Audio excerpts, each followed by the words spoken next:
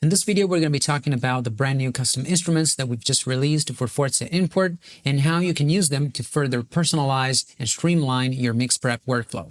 Let's get right into it. I have an empty Pro Tools project here, and I've already imported a few tracks from a small project that I have, and everything is being correctly recognized, color-coded, and renamed for me. Now, what I want to do though here is to import a crowd noise because I want to simulate that this project was actually recorded in a live venue.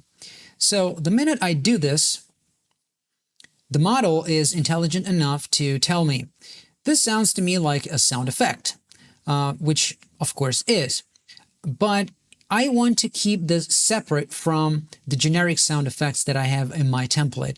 I want for the crowd category to exist on its own, so I need to create it. If I go to import here in the settings, you will see that I don't have a crowd category.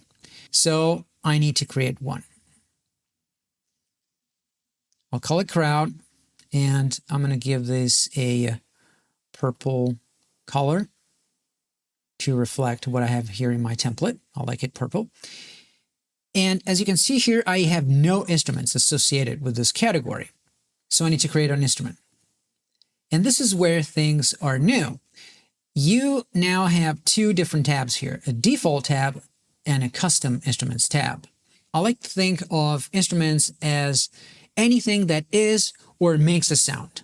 And with this in mind, I can create as many instruments that I like and assign them to as many categories as I like. Specifically for the crowd thing, if I scroll down in the list of preset instruments, you will see that I can't find it because there is no dedicated crowd instrument. So I need to create it. I had previously created it, so I flag it, activate it, and save. So now in the crowd category, I have a crowd instrument. We'll come to the routing destination in a minute.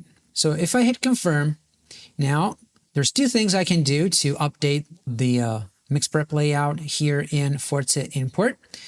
The first thing is I simply change the category at this point, and this will reflect with the color change like I have here in my template, or I can just delete the track, and next time I import it, it automatically recognizes it as crowd and assigns it to the crowd category. Now it's time to assign the right routing output to the crowd sound. So everything looks correct except for the crowd sound, which I want to be routed to the crowd routing folder. Easy thing. I need to come down here and search for crowd.